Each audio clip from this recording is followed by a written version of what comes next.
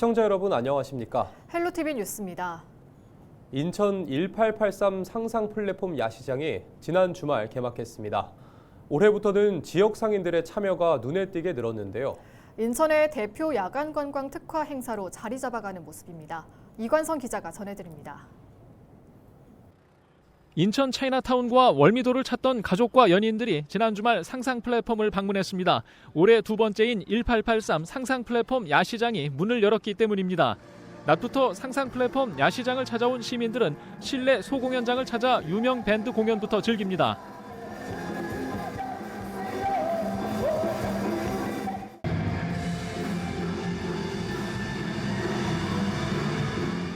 소공연장을 나오면 지역 인근 상인들이 마련한 실내 공방거리가 기다리고 있습니다.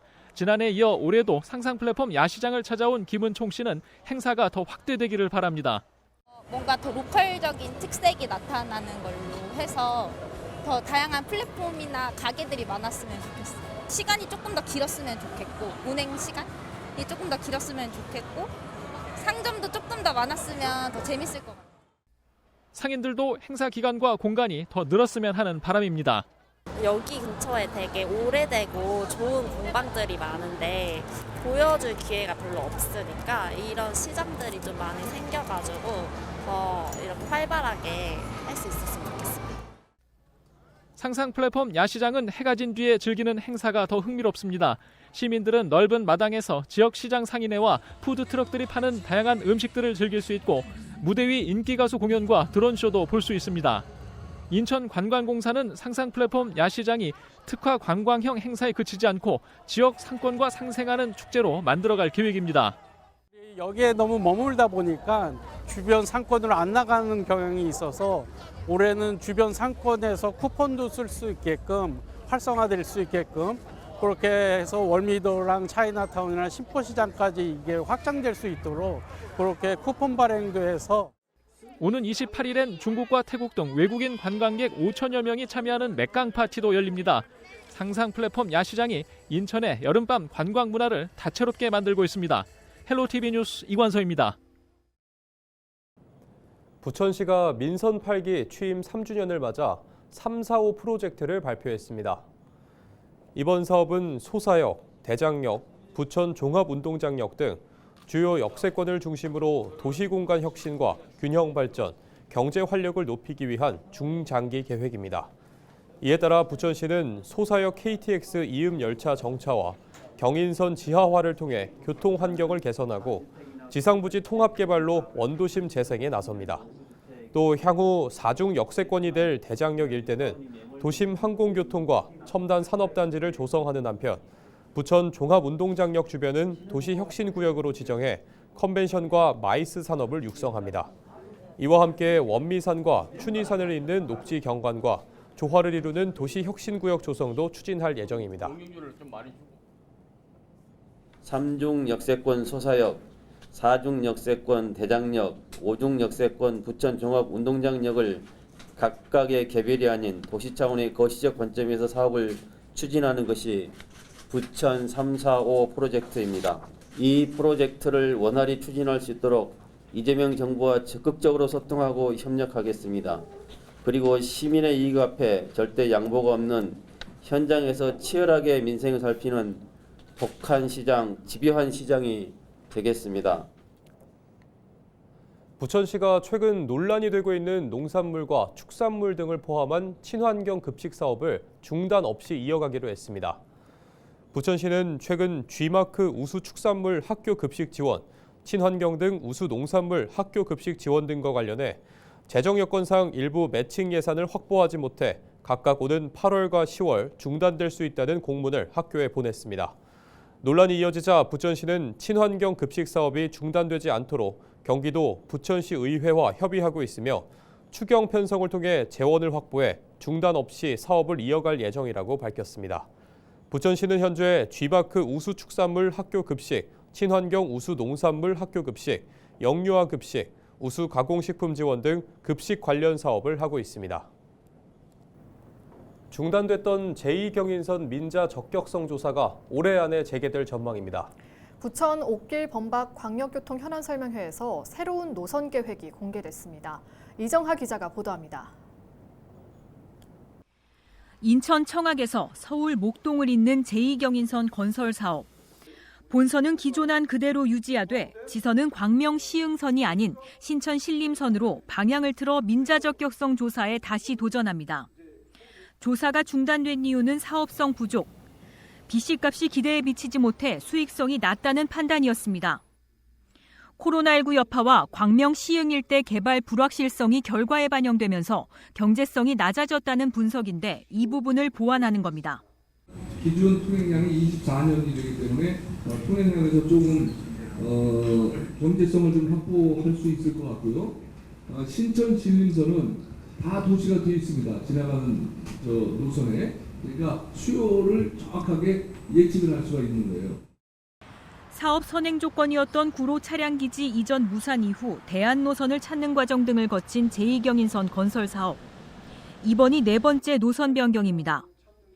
이딴 사업 지연으로 철도 신설을 바라는 주민들의 실망감도 커졌습니다. 신천을 통해서 옥길에서 온수에서 목동 가는 그 노선이 언제쯤 가능할 건가? 민자를 이제 적격성을 신청을 해요. 한 1년 정도 걸리거든요. 민자 적격성 조사가 통과가 되면 가는 겁니다. 만약에 KDI에서 옥길 지나는 노선을 경제성에 두면 포기를 하고 신림으로 바로 가는 저걸로만 하자라고 했을 때 혹시 대안 방안 있으신지? 불안감과 의구심을 가질 필요가 없는 게 옥길 본방역은 국가철도망 계획에 반영돼 있기 때문에 저건 고정값이라는 거예요. 고정값. 국토부는 사업성 보완을 마치는 대로 오는 9월 말 민자 적격성 조사 재심사를 신청할 예정입니다. 제가 국토의 위원으로서 우리 옥길 범박 옥길 주민들의 수건인 이 광역교통 문제 반드시 해결하겠습니다. 이번 설명회에서는 부천 옥길 범박 지역의 서울 강남행 광역버스 신설 추진 경과와 시내버스 노선 개선 방안 등도 함께 공개됐습니다. 헬로티비 뉴스 이정하입니다. 임태희 경기도교육감이 취임 3년을 맞아 그동안의 성과와 향후 정책 과제를 밝혔습니다. 임 교육감은 23일 취임 3주년 기자간담회를 열고 경기 공유학교와 하이러닝, 온라인 학교를 기반으로 한 맞춤 교육을 이어왔다고 지난 임기를 돌아봤습니다.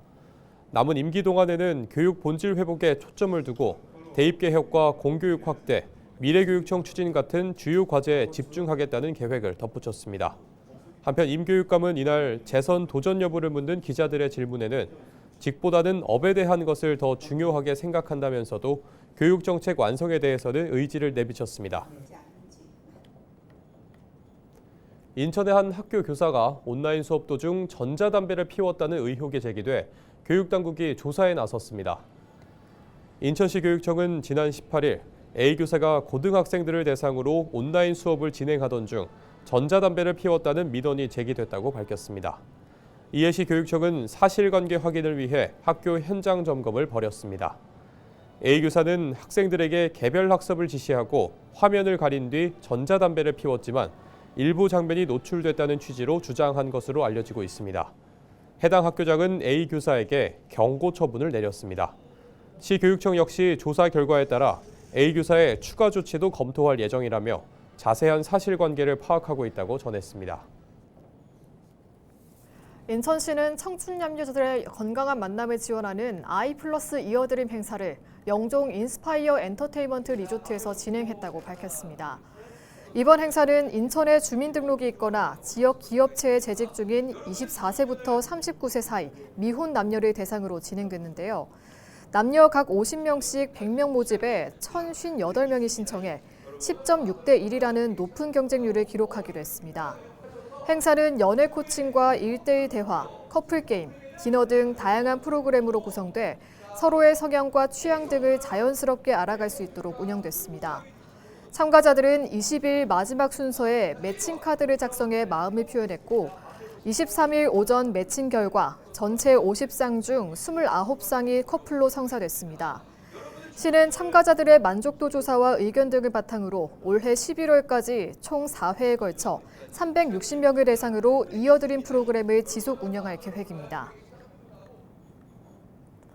경기도가 오는 29일까지 지역 400여 개 전통시장 및 골목 상권과 2025 경기 살리기 통큰 세일을 진행합니다. 해당 골목 상권에서 경기 지역 화폐와 온누리 상품권 등을 사용하면 최대 20%의 환급을 받을 수 있는데요. 배달 특급 등 공공 배달 앱에서도 할인 쿠폰을 발행합니다. 이번 행사는 지역 내 경제 선순환을 유도하기 위해 마련됐는데요. 도는 지난해 40억 원이었던 예산을 100억 원으로 2.5배 늘렸고 참여 시장도 2배 이상 확대됐습니다. 서울시가 서울론 조금 느린 아이 학습 지원 시범 사업을 추진합니다. 이번 사업은 서울론에 참여하는 초등학교 저학년 중 동급생보다 배우는 속도가 느린 아이들을 대상으로 한 맞춤형 학습 지도입니다. 서울론은 사회 경제적 이유로 사교육을 받기 어려운 취약계층에 온라인 강의, 1대1 멘토링, 진로 진학 컨설팅 등을 제공하는 무료 온라인 학습 플랫폼입니다. 시범 사업은 학습 능력 검사를 통한 학습 상태 진단, 수준별 맞춤 온라인 학습 콘텐츠, 정서 지지 프로그램 등으로 구성됩니다. 전문가가 아동의 학습 상태를 진단한 뒤 수준에 맞는 학습 자료를 제공하는 방식입니다. 서울시는 시범 사업 성과를 분석해 확대 여부를 검토할 예정이며 서울론 누리집을 통해 참가자 50명을 모집합니다.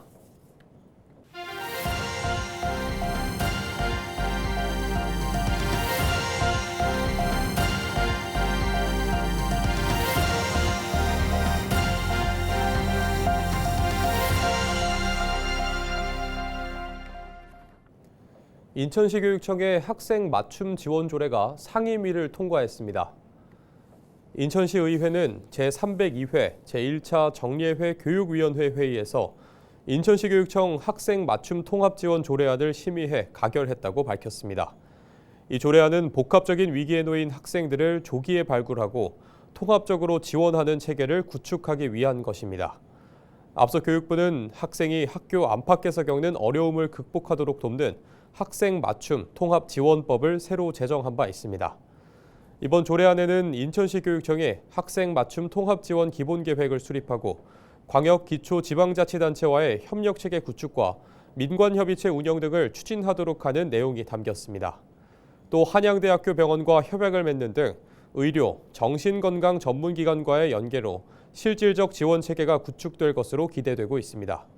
한편 이 조례는 오는 30일 열리는 제302회 인천시의회 정례회 제5차 본회의에서 최종 의결할 예정입니다. 이른 무더위에 지난 주말 개장한 인천 지역 해수욕장에 7,000명이 넘는 인파가 몰렸습니다. 지난 주말 개장한 해수욕장은 영종도에 있는 을왕리와 한악계, 왕산 등 3곳입니다. 지난 21일과 22일 양일간 을왕리에는 3,200명이, 한악계와 왕산에는 각각 2,500명과 2,000명 등 7,700명이 방문했습니다. 현재 인천에는 중구해수욕장 3곳이 문을 열었으며 그 밖에 섬 지역인 옹진군 해수욕장 9곳은 다음 달부터 순차적으로 개장합니다. 경기도가 청년 기본소득의 3분기 신청 접수를 오는 7월 1일부터 8월 11일까지 진행합니다. 도는 지역 청년에게 분기별로 25만 원씩 연 최대 100만 원을 지역화폐로 지급하는 경기도 청년 기본소득을 운영 중인데요. 신청 대상은 경기도에 3년 이상 연속 거주하거나 총 거주기간이 10년 이상인 만 24세 청년입니다. 단 관련 조례를 폐지한 성남시와 올해 예산이 미편성된 고양시는 참여할 수 없는데요. 신청은 경기도 일자리 플랫폼 자바바에서 할 수 있습니다. 경기도가 빈집 정비 계획 수립 가이드라인을 마련해 시군에 배포했습니다. 도는 시군에서 빈집 실태 조사를 완료하는 즉시 빈집 상태 등을 객관적으로 분석하고 재정 계획을 종합해 연도별 빈집 정비 대상을 선정하는 것을 원칙으로 제시했는데요. 가이드라인의 주요 내용은 철거 명령 대상 기준 구체화와 빈집 정비 성과 목표 수립, 매매 거래 지원 도입 등입니다. 이상으로 뉴스를 마칩니다. 시청해주신 여러분 고맙습니다.